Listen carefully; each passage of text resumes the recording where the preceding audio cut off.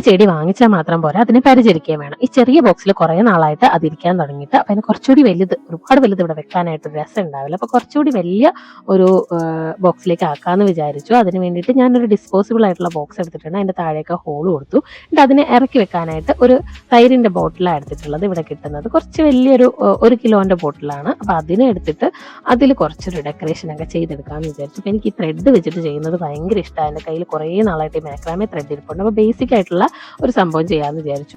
അപ്പൊ ഇവിടെ ചെയ്തിട്ടുള്ളത് എന്താണെന്ന് വെച്ചാൽ നമ്മുടെ ആ ബോട്ടിലിന്റെ തലയിൽ കെട്ടിക്കൊടുക്കാവുന്ന അളവിൽ ഒരു മാക്രാമേ ത്രെഡ് കട്ട് ചെയ്തെടുത്തിട്ടുണ്ട്. എന്നിട്ട് അതിലേക്ക് കുറേ അധികം ത്രെഡുകൾ, അതായത് നമ്മുടെ ഈ ബോട്ടിൽ രണ്ടായിട്ട് മടക്കി തൂക്കിയാൽ ഇരട്ടി നീളം വരുന്ന രീതിയിൽ ത്രെഡ് കട്ട് ചെയ്തെടുത്തിട്ടുണ്ട്. ഈ എടുത്തിട്ടുള്ള ത്രെഡിന് മുഴുവനും രണ്ടായിട്ട് മടക്കി നമ്മൾ ആദ്യം എടുത്ത ത്രെഡിലേക്ക് ഒന്ന് കണക്ട് ചെയ്ത് കൊടുക്കുക. അത് കഴിഞ്ഞാലുള്ള പണി സ്ക്വയർ നോട്ടുകൾ ഇടലാണ്. ഇത് ഫുള്ളായിട്ട് നമ്മൾ സ്ക്വയർ നോട്ട് ഇട്ട് എടുക്കാൻ പോവാണ്. അപ്പോൾ സ്ക്വയർ നോട്ട് ഇടുന്നത് എങ്ങനെയാന്ന് വെച്ചാൽ ഒരു 4 ഷേപ്പിൽ വെച്ച് കൊടുക്കുക. മുകളിൽ കൂടിയും താഴെ കൂടിയും ത്രെഡ് എടുക്കുക, നന്നായിട്ട് വലിച്ചു കൊടുക്കുക.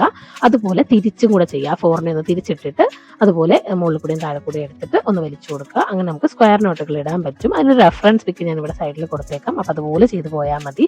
അങ്ങനെ ഒരു ലെയർ ചെയ്യുക. രണ്ടാമത്തെ ലെയർ ചെയ്യുമ്പോഴത്തേക്കും നമ്മൾ ആദ്യത്തെ സ്ക്വയർ നോട്ടിലെ 2 ത്രെഡ്, അതുപോലെ അതിന്റെ അടുത്തുള്ള സ്ക്വയർ നോട്ടിലെ 2 ത്രെഡ് അങ്ങനെ എടുത്തിട്ട് നമ്മൾ പിന്നെയും സ്ക്വയർ നോട്ടുകൾ ഇട്ട് കൊടുക്കുക. അതുപോലെ നമ്മൾ താഴെ വരെ ഒരു 5 ലെയറാണ് ഞാനിവിടെ സ്ക്വയർ നോട്ട് ഇട്ട് ചെയ്ത് കൊടുത്തിട്ടുള്ളത്. അപ്പൊ നമ്മൾ ഇടുന്ന ആ ഒരു ഗ്യാപ്പൊക്കെ കറക്റ്റ് ആയിട്ട് വന്നാൽ ഇത് നല്ല ഭംഗിയായിട്ട് കിട്ടും. ഒരു വലയൊക്കെ കെട്ടി ഇടുന്നത് പോലെ ഭംഗിയായിട്ട് തന്നെ ഇതിനെ കിട്ടുന്നതാണ്. അപ്പൊ നമ്മൾ താഴെ വരെ അതുപോലെ സ്ക്വയർ നോട്ട് ഇട്ട് കൊടുക്കുക.